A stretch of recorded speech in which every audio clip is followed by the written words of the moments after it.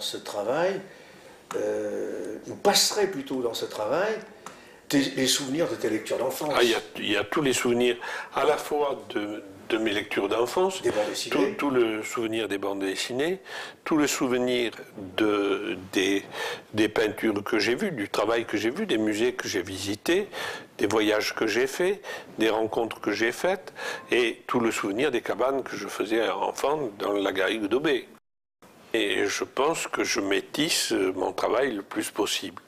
C'est-à-dire que je prends là où j'ai envie de prendre, là où ça me semble bon, là où il y a quelque chose qui peut tout d'un coup se mettre en déséquilibre. Et c'est cette idée d'équilibre, déséquilibre qui m'intéresse le plus. C'est-à-dire que ce soit dans les objets, que ce soit dans les toiles, j'essaie d'être toujours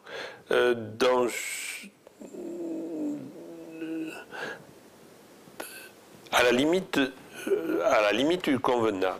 C'est-à-dire, j'aimerais être inconvenant, mais quelque part, j'y arrive pas. Donc, je crois que j'arrive juste à la frange. Et que peut-être qu'à un moment, j'arriverai à basculer de l'autre côté, et j'attends ce moment avec beaucoup d'impatience. Mais toutes tes œuvres sont faites à l'aide de matières simples, pauvres, oui. Qui viennent très souvent de la récupération, et qui sont usées souvent. Elles sont usées. C'est pour ça que je parlais de développement durable, de cette vision d'un monde qui resserrerait son économie, ne viserait plus à produire des matériaux coûteux, dépensant de l'énergie et luxueux. On a l'impression, quand on voit tes œuvres, ça les a desservis parfois, ça t'a desservi dans le marché. On a l'impression parfois que ces œuvres peuvent être nécessairement pas chères, tout en étant très belles, parce qu'elles sont faites de matériaux simples. Et elles ne se donnent pas au regard. Je ne veux pas citer, de nom d'artiste, mais je regardais récemment les œuvres d'un jeune artiste qui produisait des œuvres très soigneusement finies et qui avait ce fini de produits de luxe de la grande tradition française. En fait, c'est pas péjoratif, d'ailleurs, j'aime beaucoup les œuvres de cet artiste. Je pense que, effectivement, je ne suis jamais dans une fabrication finie. Ça, c'est sûr.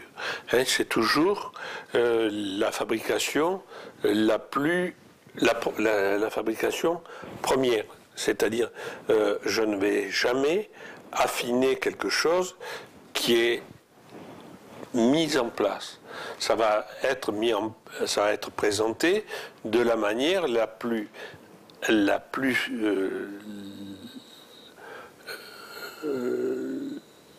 moins trafiquée possible, la moins finie, la moins œuvrée, la moins... il faut que les choses soient juste là où elles commencent à exister. Après, tout ce qui pourrait venir et qui pourrait leur donner un semblant de luxe ou de solidité ou un côté plus artefact, oui. Voilà. Non, même bricolage de luxe, tout ça, je l'approche pas. Je veux pas aller jusque-là. Et si c'est une ficelle qu'il y a, ce sera la ficelle à la fois la plus soignée, mais la plus simple. La première qui sera venue et qui sera juste à la couleur, à la mesure. En même temps, je déteste couper. Je déteste modifier. Il faut que les choses viennent parce que elles ont, en principe, été faites pour ça. Par principe, elles ont été faites pour ça. C'est-à-dire que, presque comme si elles avaient été prédestinées à l'acte que je les oblige, dans laquelle je les oblige. Mais ça ne va pas au-delà.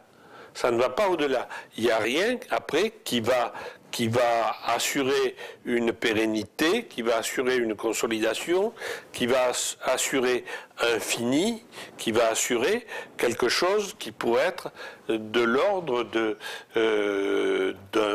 d'une gratification commerciale supplémentaire. Hein, tout est, et il est vrai que comme je travaille des choses qui sont toujours à ma mesure, que je ne veux pas me faire aider, que je n'ai pas que je n'ai personne qui travaille pour moi, avec moi, à fabriquer, que je fais tout seul. Il faut que c'est à la fois une mesure et une dimension et aussi, pour moi, une qualité. Ça n'est que ça. Ça n'est que ça parce que je ne veux pas passer à un cap où, tout d'un coup, quelque chose de superflu, pour lequel j'aurais eu besoin d'un tiers ou d'une machine supplémentaire ou d'un moyen supplémentaire, je ne veux pas le faire.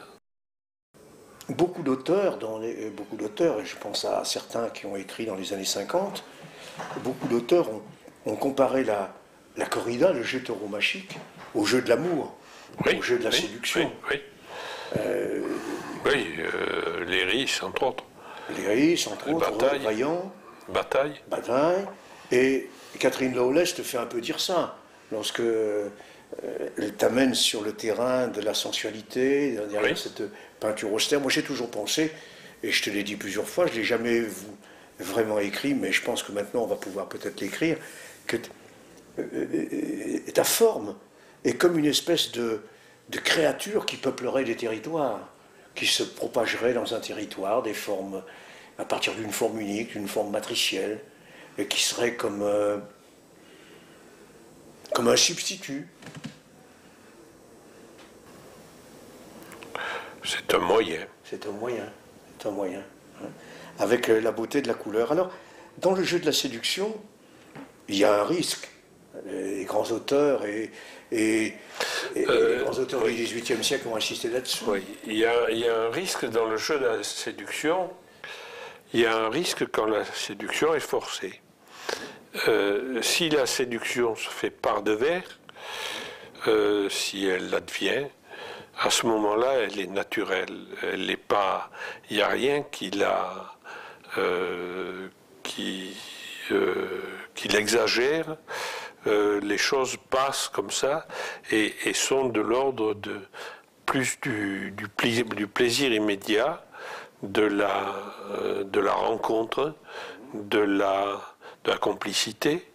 Et c'est un peu là-dessus, effectivement, plutôt dans cette échancrure que je placerai, moi, la séduction. Et que tu placerais aussi et que je place mon travail de peintre. Oui, tout à fait. Parce que ton travail de peintre, on pourrait effectivement conduire des comparaisons avec le jeu tauromachique, avec la corrida. Oui, la toile... sauf que je n'ai pas de risque. Le risque pris n'est pas un risque de mort. Je n'ai pas de risque de blessure et pas de risque de mort. Et puis moi, je biaise un peu le jeu, dans la mesure où je n'attends rien, où je ne souhaite rien. Tout ce que je fais est bon, par principe, puisque je ne le veux pas. Et que ce qui m'est donné doit être obligatoirement accepté.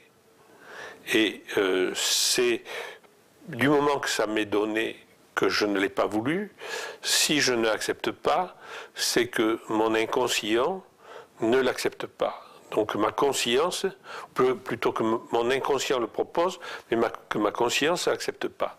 Donc si mon inconscient le propose, il a forcément raison. Et il faut que le temps passe pour que ma conscience le rattrape.